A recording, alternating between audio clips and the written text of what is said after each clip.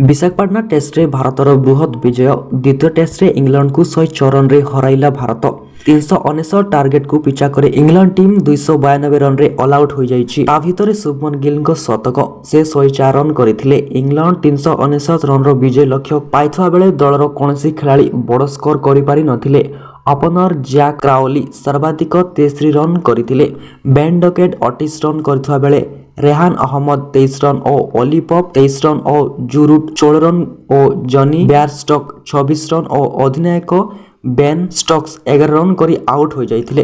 Ben Stokes और Tom Hartley base किछि समय धरी पाली को संभाली थिले किंतु सेमाने दल को विजय द्वार रे पहुंचाई पारि नथिले। सेपरी 182 खाता खोली पारि नथवा बेले जेम्स एंडरसन 5 रन करी अपराजित रहिथिले। एपरि क्रिकेटर सटीक खबर जानिया पई ए चैनल को सब्सक्राइब करंतु। जदि वीडियो भल लागुछि गोटे लाइक करंतु।